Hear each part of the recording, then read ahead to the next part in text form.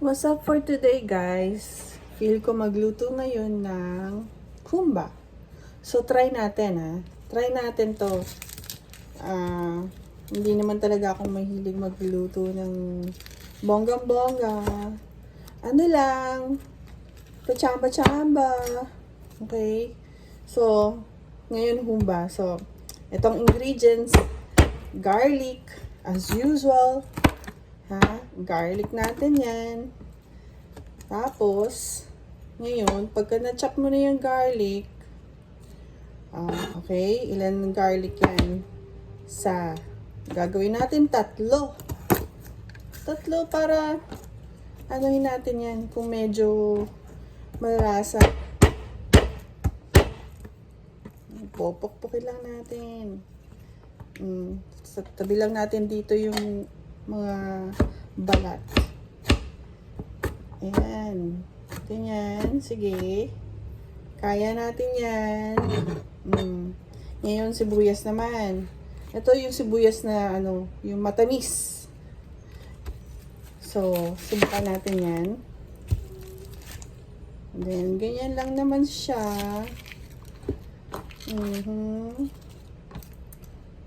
Then, chop-chop lang natin ng ganyan. Parang cubes lang.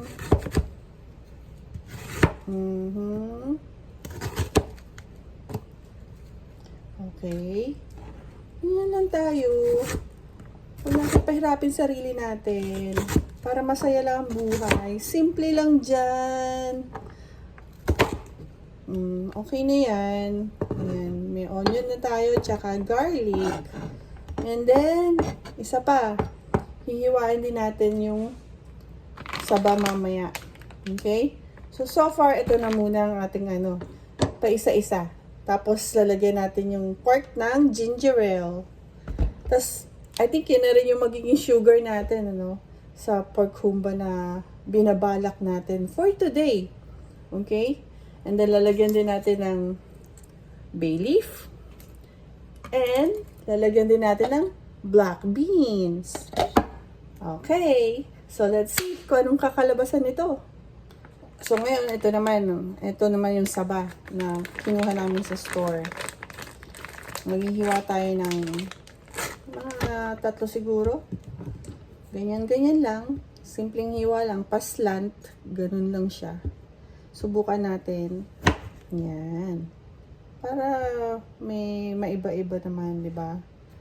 O, 3 slice na ganyan. O, pwede na siya. Ganyan. Pwede na. Isa pa. Subukan natin. Para naman medyo mas lalo tayong gumana sa pagkain yan. Lagot tayo. Okay. Pwede na. Pwede na siya. O, okay ba yan? So guys, ito na yung simpleng ingredients natin sa ngayon, okay? Ngayon, gagawin naman natin yung baboy. So ito ngayon, ang baboy na tinatry kong lutuin. Ano siya? Pork shoulder. So, subukan natin. Ito, hinihiwa ko na. Tinatry natin hiwain tong malaking pork shoulder na to. So, gagawin natin square-square lang siya. Okay? Para simple lang, madaling kainin. Ganon. Parang ganito lang siya, oh. Ganyan lang kaliit. Try natin yan. Ganyan lang. Para pang rin, kasya lang sa pangbaon. Hindi yung malalaking chunks na meat. So, ngayon, lilinisin natin siya. Lalamasin natin sa asin. Tapos, rinse natin, ang i-rinse, hugasan natin ng ayos, ganyan. Tapos, umpisahan na natin. Okay? Ichichika ko lang po sa inyo. Nilinis ko po siya sa salt. Kumbaga, minasage ko sa salt. And then, ang naging color ng pork, mas naging pink siya. Kumbaga, mas lumabas yung kulay ng pork. So, ayan. Chika ko lang. Ngayon po, Pagkatapos hugasan, imamarinate ko lang sa toyo at saka sa suka. Yan. Pagkatapos, mamaya, titimplahan na natin, lalagyan natin ng suka at saka toyo, yung ating ginisang baboy. Ganon. So, let's see. Okay, mainit na yung ating kawali. So, lalagyan ko lang siya ng konting mantika kasi mamantika itong adobo eh. Yung baboy, medyo mamantika siya. So, konti lang mantika natin para hindi ganun ka-oily ang ating adobo. Yan. Lalagay ko na yung unahin natin ng onion para later on na yung garlic. Oops, nahulog. Yan. Gisahin lang natin siya ng light. Gisa-gisa, ganyan. Gisa-gisa lang siya. Yan. Yan ang ating pag-start ng What's Up for Today? Humba. Humba ang trip natin ngayon. Nalutuin. So, maghintay lang tayo hanggang maging siya. Yung maging caramel ng konti, you know. Translucent, kumbaga. Hintay na ng konti. Tapos, lalagay na natin tong garlic.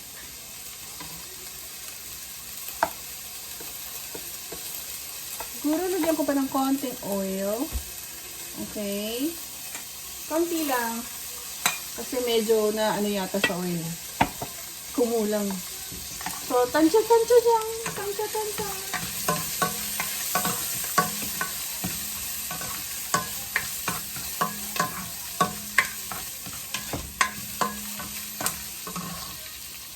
Ngayon, lagay na natin yung garlic natin.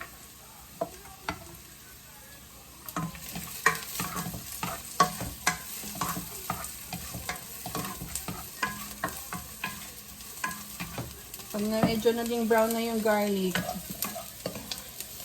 lagay na natin yung pork. Oh. Yan, ganyan siya.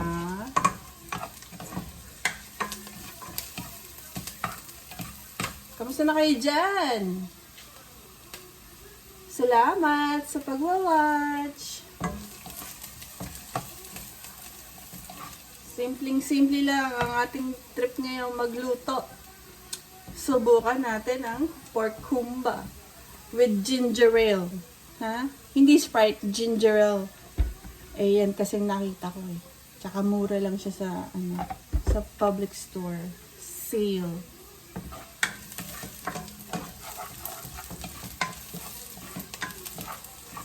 Okay, medyo brown na yung ating, garlic. So, susubukan na natin tong ilagay na minarinate na meat.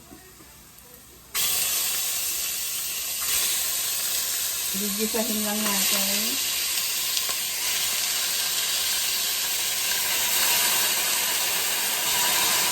At ang init.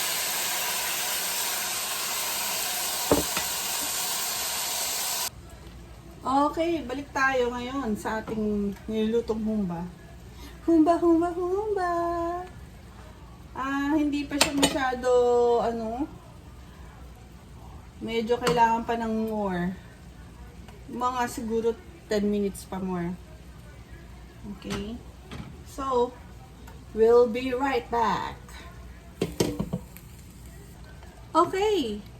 Sa tingin ko, lagay na natin tong bay leaf ngayon. Okay? Papalambutin na natin siya. And then, lalagay na rin natin tong toyo. Gawin nating, 1 cup.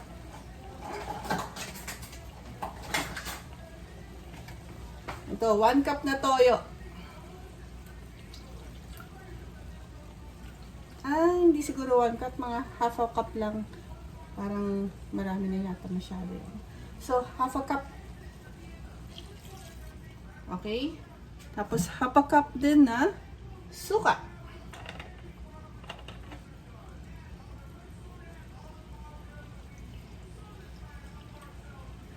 Ganyan. Oh, half a cup natin siya ngayon. Subukan natin yan. Tapos mamaya, ilagay natin ng 1 cup na ginger ale. Ilalagay ko na. O, haluin muna natin. Ay, hindi pala pwede haluin, ano, pagka yung suka. So, takpan na lang pala natin. Takpan muna natin and then we'll wait again for mga 5 minutes. Lagyan na rin natin ng tubig pati. Konting tubig. Half a cup din.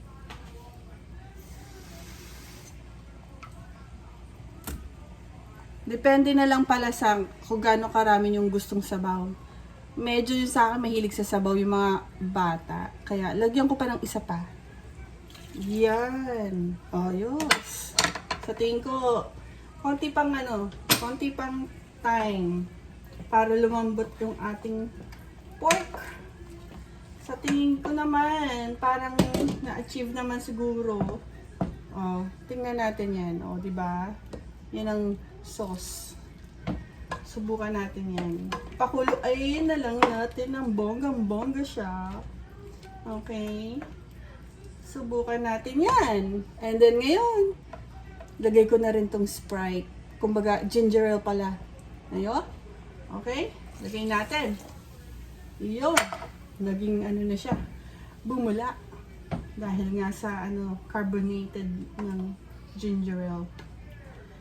Okay? Tingnan natin ngayon. Balikan natin ang ating humba. Humba, humba, humba. Humba, humba, humba. Yan ang ating humba, humba, humba. So guys, meron tayong dito. Nagkamali po ng bili. Akala po black beans. Black beans nga. Pero hindi siya. Ang tag doon, tausi. So, hindi siya tausi. So, hindi natin may lalagay ang black beans. Ibang klaseng black beans pala to. Pang pala to? Pang chipotle black beans. Yung mga pang Spanish. So, ayun, wala tayong black beans ngayon. So, subukan natin pa rin, di ba? Ang ating humba. Humba with, eto na lang, etong star, saba. So, humba with saba. No black beans. And guys, lalagyan na rin natin ng konting sugar. Kasi kulang yung tamis ng ginger ale. Kaya, nag-decide ako, lagyan po natin ng konting sugar. Okay? Yun. Let's see.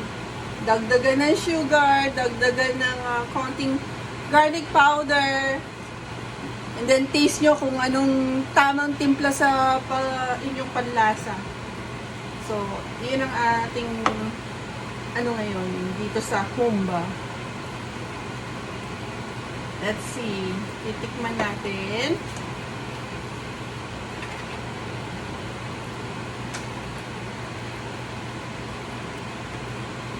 Tikman natin kung lasang humba. Lalagyan ko sana siya ng star anise eh.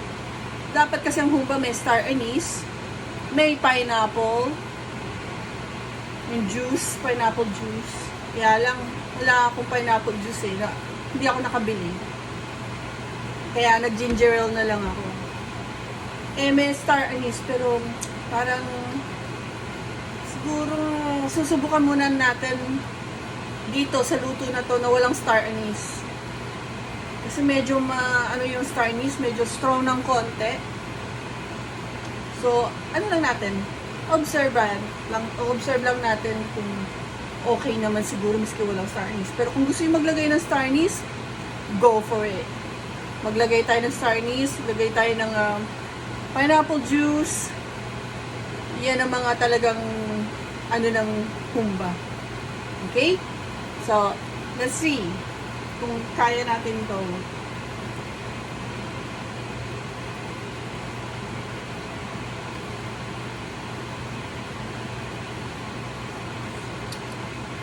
Pwede. Pwede. Hindi nalagyan ng star anise. Okay na siya. Pero parang gusto kong subukan yung challenge ng may star anise. Subukan natin. Konti lang, tapos tanggalin ulit, no? Ganun gagawin ko. So guys, maglalagay ako ng isang star anise. Saka lagdagan ko pa ng 2 bay leaf. Okay? Konting star anise, subukan natin to. Baka maglasang ano kasi, alam mo yun? Parang maging Chinese. Sige, pero subukan natin. Go!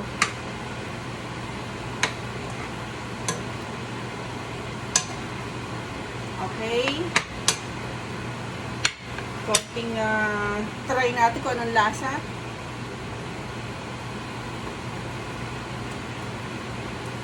Kung okay ba siya. Para sa akin lang kasi hindi nga masyado maano sa star anise.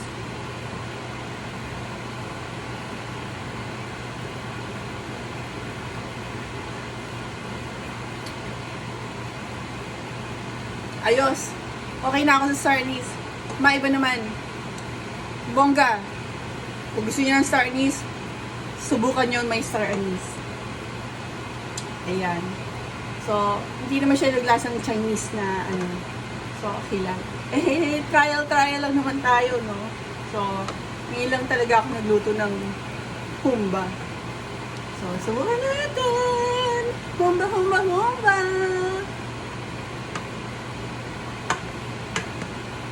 Okay. Medyo ang ating ano dito goal sa humba yung lasa niya.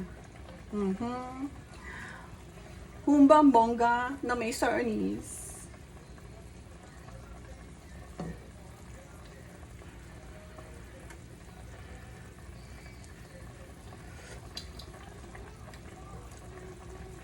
Pwede. Tanggalin ko na. Tatanggalin ko na para ano. Tamang naglasa na siya. So, tatanggalin lang natin na. Lagay na natin ngayon ang star. Si banana.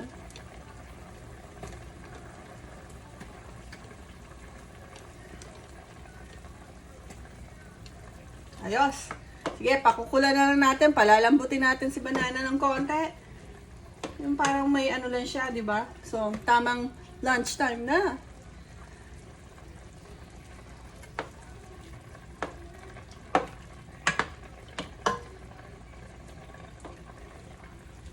Yan.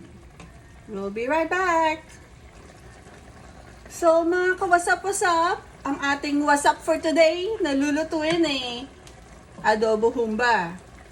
So, ito, nilagyan ko ng star anise, tapos tinanggal ko ulit. Naglagay lang ako ng pampalasa ng star anise. And then, nilaglag ko na ngayon ng humba. Ano ba to?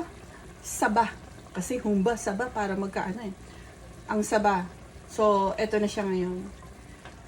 Nakailang minutes na din. So, susubukan natin.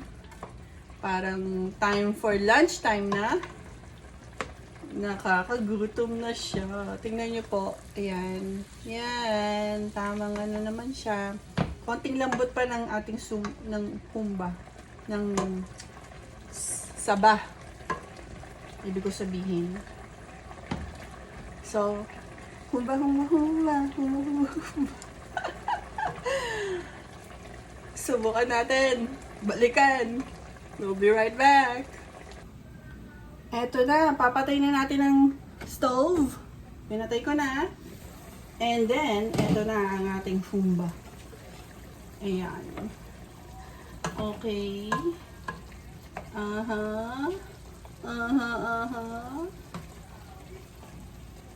Humba tayo dyan. Hindi ko na mapigilan Gusto ko nang kumain. Susubukan natin may konting taba. Ayan, konting taba siya. Okay. See? Ayos.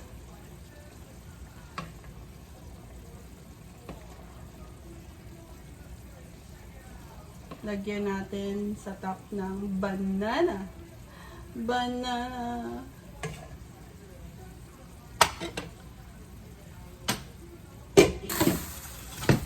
Okay, mga friends.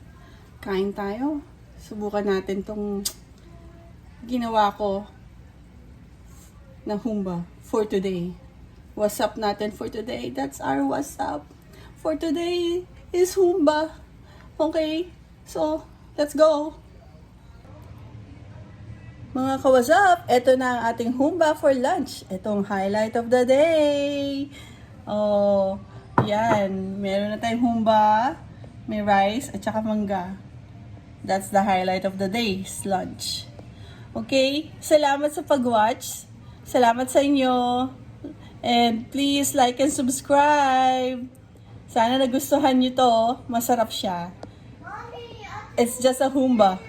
Thank you. Bye. Have a good one.